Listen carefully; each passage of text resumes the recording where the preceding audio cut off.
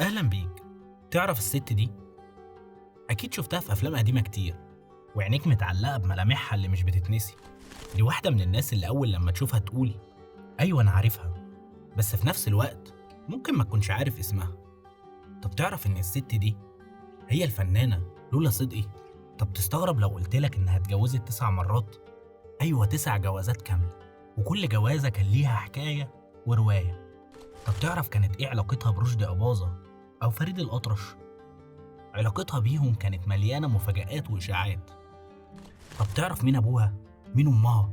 طب تعرف إن أبوها كان واحد من كبار الكتاب المسرحيين، وأمها كانت إيطالية، والجمال اللي أنت شايفه قدامك ده مزيج من الاتنين. طب تعرف كانت بتشتغل إيه قبل التمثيل؟ بص مش هطول عليك، أنا في الفيديو ده هقولك مين هي لولا صدقي، وهفتح لك أبواب لحكايات وأسرار عمرها ما كانت معروفة لحد. لو أول مرة تشوفنا وعايز تعرف أكتر عن حكايات النجوم المنسيين وتعيش سحر الزمن الجميل، ما تنساش تشترك في القناة وتفعل الجرس علشان يوصلك كل جديد. ويلا نكمل الفيديو سوا ونعرف مين هي لولا صدقي.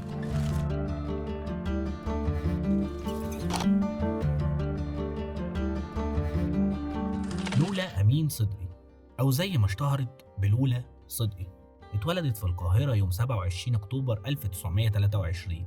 أبوها هو الكاتب المسرحي الكبير أمين صدقي، اللي كان ليه شهرة كبيرة في فترة العشرينات والتلاتينات.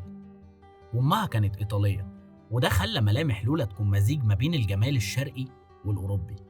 لولا حياتها في البداية ما كانتش متجهة للفن ولا حاجة، بالعكس زي أي بنت في الوقت ده، العيلة كانت شايفة إن أفضل حاجة ليها هي الجواز وتكوين أسرة.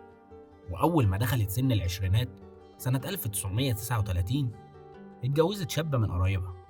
الجوازة دي ما كانتش قصة حب، كانت زي جوازات كتير في الزمن ده، جواز قرايب. وفعلا الجوازة ما كملتش غير سنة واحدة واتطلقت بعدها على طول. الليلة اللي اتطلقت فيها كانت بالنسبة للولا لحظة انكسار وتغيير في نفس الوقت.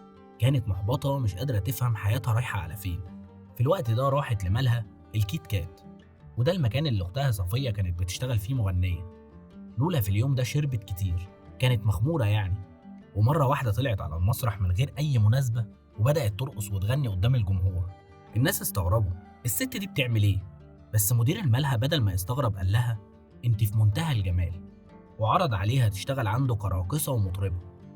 اللحظة دي كانت بداية رحلة جديدة ومختلفة في حياة لولا صدقي، الرحلة اللي دخلتها من باب الصدفة، بس كانت بوابة لعالم الفن اللي كانت ممنوعة عنه.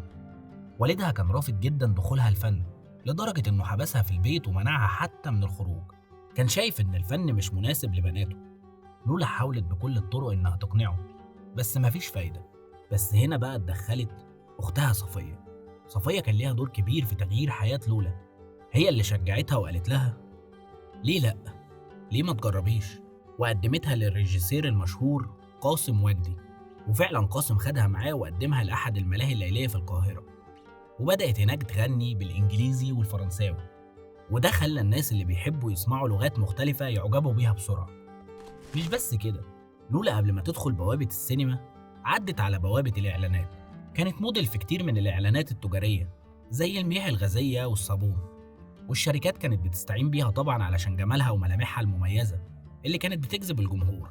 أما بقى دخولها لعالم السينما فكان على إيد المخرج الكبير أحمد بدرخان، اللي شاف فيها موهبة حقيقية وقرر إنه يديها فرصة بجد. وكان أول فيلم ليها حياة الظلام، وده كان سنة 1940 مع الفنان محسن سرحان. الدور كان صغير بس كان بداية مشوار طويل في السينما المصرية، ومن بعدها لولا ما وقفتش وقدمت حوالي 49 فيلم، وأشهرهم الأستاذة فاطمة، حرام عليك، عريس مراتي، أبو حلموس، عفريتة هانم، المنزل رقم 13، وغيرها من الأعمال. رغم إن الناس اتعودت عليها في تقديم شخصية المرأة اللعوب أو الشريرة اللي بتدبر المكائد وتوقع الرجالة في مشاكل أو توقعهم في حبها وتخطفهم من مراتاتهم، المخرجين في الوقت ده كانوا دايما بيدوروا على وجوه جديدة ومميزة، ولولا كانت الاختيار المثالي لأدوار الفتاة الأرستقراطية أو الشريرة. اللي ساعد لولا إنها تبقى واحدة من النجوم اللي ليهم بصمة في تاريخ السينما المصرية هو إتقانها للدور اللي بتقدمه ولهجتها في الكلام وقوامها المتناسق. الفنانة أمينة نور الدين كان ليها جملة وصفت فيها لولا صدقي لما قالت إن لولا صدقي أرشق جسم بين الممثلات المصريات.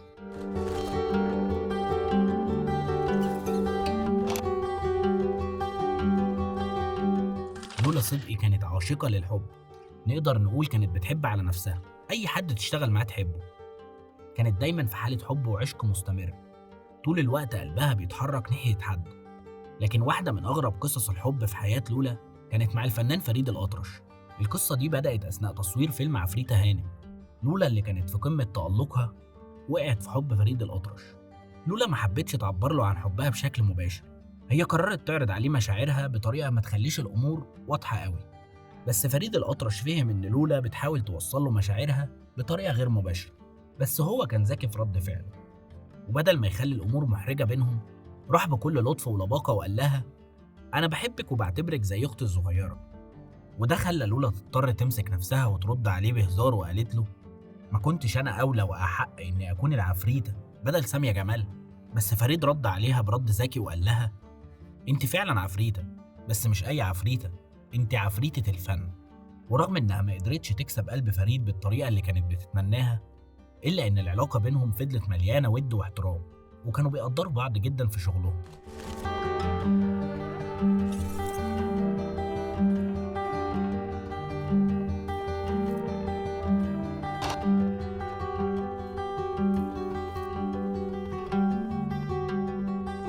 نيجي بقى للجزء الغريب في حياتها، وهو جوازاتها التسعة. بص يا سيدي، كل جوازة من الجوازات التسعة كان ليها حكاية وتفاصيل مختلفة، وكل جوازة وراها قصة. أول جوازاتها كانت من محمد راغب، وده كان أشهر رسام لأفيشات السينما في الأربعينات. العلاقة بينهم كانت في البداية كويسة، بس زي ما بنقول مفيش حاجة بتدوم. الخلافات بين لولا ومحمد بدأت تظهر، والنتيجة في النهاية كانت الانفصال. الجوازة دي ما كانتش طويلة، بس كانت نقطة بداية لسلسلة من الجوازات اللي جاية. الجوازة التانية كانت من شاب غني ومن عيلة كبيرة. الشاب ده كان مجنون بجمال لولا واتجوزها بسرعة، لكن زي ما بدأت العلاقة بسرعة انتهت برضه بسرعة وانفصلوا. الجوازة التالتة كانت من المصور السينمائي الإيطالي الشهير جاني دالمانو، وده بقى عشان يتجوز لولا قرر إنه يشهر إسلامه وسمى نفسه أمين المهدي. لكن رغم التضحيات اللي عملها جاني أو أمين المهدي، الجوازة دي ما كملتش أكتر من 6 شهور وانتهت بسرعة زي اللي قبلها. الزوج الرابع بقى كان شاب ثري تاني من ذوي الأملاك. الخلافات بينهم كانت كتير، وده خلاهم ينفصلوا عن بعض 3 مرات. وهنا بقى نيجي للجوازة الأغرب، الزوج الخامس، واللي كان محلل للزوج الرابع. أيوة زي ما سمعت، محلل. انت نسيت ان جوزها الرابع طلقها 3 مرات؟ اتجوزت الخامس بقى علشان يبقى محلل، عشان تعرف ترجع لجوزها الرابع. بس اللي يضحك بقى انها لما اتطلقت منه ما رجعتش لجوزها الرابع، لا، اتجوزت واحد تاني. الجوازة السادسة، ودي كانت من رسام فرنسي. وعشان لولا كانت بتحب دايما تكون محاطة بالفن والفنانين، العلاقة بينهم بدأت بسرعة. لكن الحياة مش دايما بتمشي زي ما الواحد بيخطط. الرسام ده اضطر يرجع لباريس بسبب شغله، والجوازة دي انتهت برضه بسرعة. الزوج السابع بقى كان إيطالي، وده كان مدير لفندقين مشهورين في مصر، فندق المقطم وفندق المنتزه. العلاقة بينهم كانت هادية في البداية، لكن زي كل الجوازات اللي قبل كده ما كملتش، ومحدش عرف حاجة عن الجوازة دي غير بعد الطلاق. الجوازة التامنة كانت من علي رضوان، اللي كان مدير إنتاج لشركة الأفلام بتاعتها، وجوازها وطلاقها منه مازال مجهول حتى الآن. الزوج التاسع والأخير كان راجل أعمال أرماني قابلته في لبنان. الراجل ده حبها جدا وقرر ياخدها معاه تعيش في روما، وسافروا مع بعض وقرروا يبدأوا حياة جديدة بعيدة عن مصر. لكن زي كل حاجة في حياة لولا، النهاية كانت برضه الانفصال أو الغموض، لأن محدش يعرف إذا كانت قضت حياتها معاه فعلا أو انفصلوا.